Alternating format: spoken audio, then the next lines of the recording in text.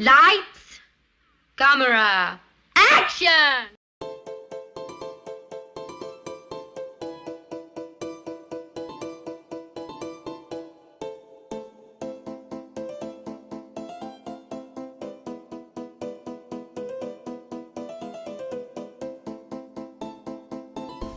Looking back through the history of film editing, there have been important individuals who have taken film from raw beginnings towards the recognizable films that we see today.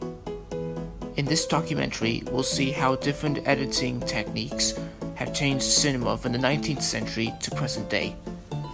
In the 19th century, the Lumière Brothers, Auguste and Louis, were the first to develop and invent their own version of running a film through the camera and projector with the use of film perforations.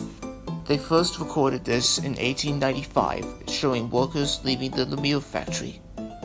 They also followed it up in 1898, with the train arriving at the station.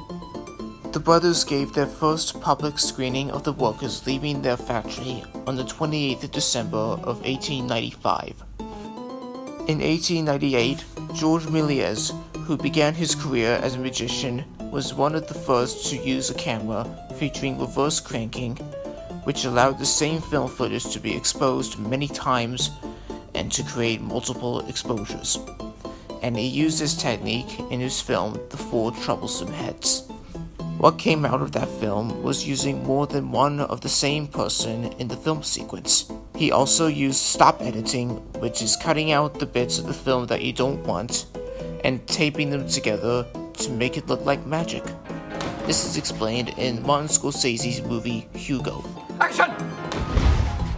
He also used the dissolve method, which ends one sequence of film and then dissolves into another sequence of film.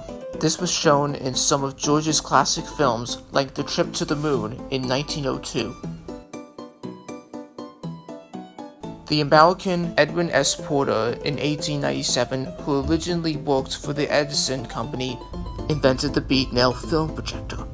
He went on to develop edit on film outside the camera by splicing and cutting between shots.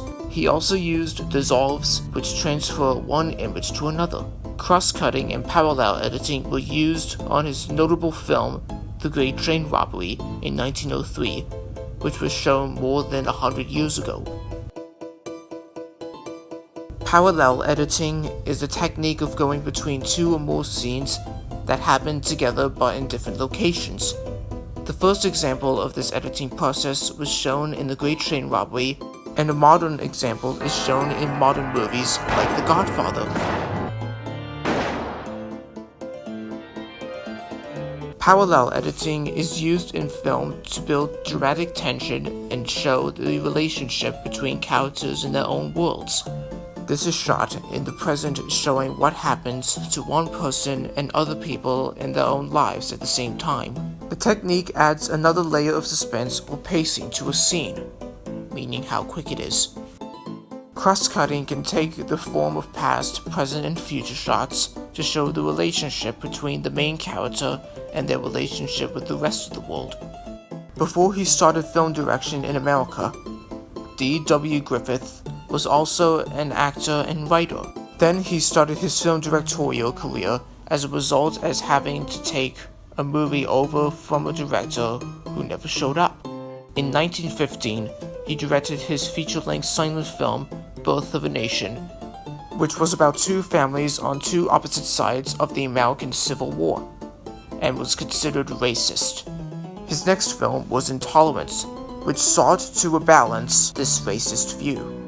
The same thing as Edwin S Porter did, he used cross-cutting in most of his films to enhance the scene's emotional and dramatic emphasis.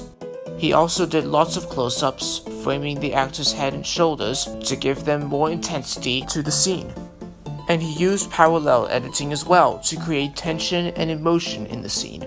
From 1905 to 1931, he directed 518 films altogether, and also was a co-founder of United Artists production company with Charlie Chaplin, Lillian Gish, Mary Pickford, and Douglas Fairbanks. Later on, Lev Kuleshov was a Russian filmmaker and theorist, and founded the Moscow Film School, which developed a style known as Soviet montage, which he edited and cut to emotionally influence the audience and also was propaganda for the Soviet state. The Kuleshov effect was a film showing a shot of an actor intercut with other images of a bowl of soup, a dead girl in a coffin, and a beautiful woman lying on a sofa. This effect showed how the viewer would feel and interpret various images, even though the face of the actor was the same shot. Following on from Kuleshov, Sergei Eisenstein was also known for the Soviet montage, showing a series of unrelated shots shown one after another.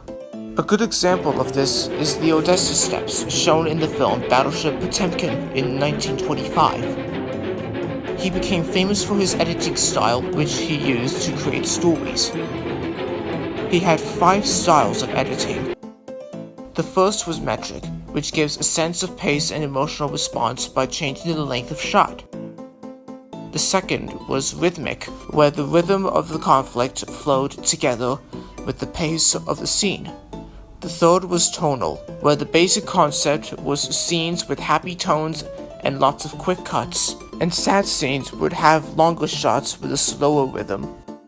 The fourth was overtonal, which is an edited compilation of metric, tonal, and rhythmic montages to draw an emotional response to the audience. And finally, intellectual, which was a compilation of shots that showed visual images that oppressed the people as a propaganda exercise to show the success of the new Soviet state.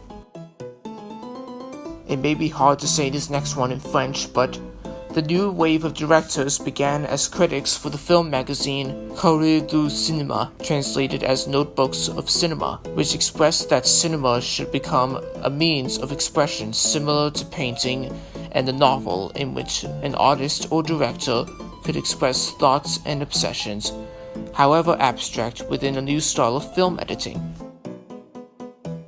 Here is a picture of these pioneers in the new wave. The new style resisted against the traditional French cinema, and the films produced by this group were low budget, and the directors were forced to improvise with equipment. The new wave featured different methods of film, such as long tracking shots and jump cuts, meaning cuts taken out of the long take. The style of new wave during the 1950s and 60s used an improved style of dialogue and editing, which included rapid changes of scene and shots that went over the accepted 180-degree axis of cinema movement. The concept of the viewers was to show more a series of disjointed shots, rather than a set narrative. Parce que je voudrais savoir, il y a quelque chose chez vous que j'aime, mais je ne sais pas quoi. In Godard's French movie Breathless in 1960, the film used editing techniques like jump cuts and character asides, and it breaks eyeline match in continuity editing. Tu es lâche, c'est dommage. The new wave style had a great influence on future directors such as Martin Scorsese, Quentin Tarantino, and David Lynch. I hope you've enjoyed my special video about the pioneers of film editing, and I'm hoping to be inspired by the work that these people have done over the past years and incorporate parts of this into my future videos on my YouTube page.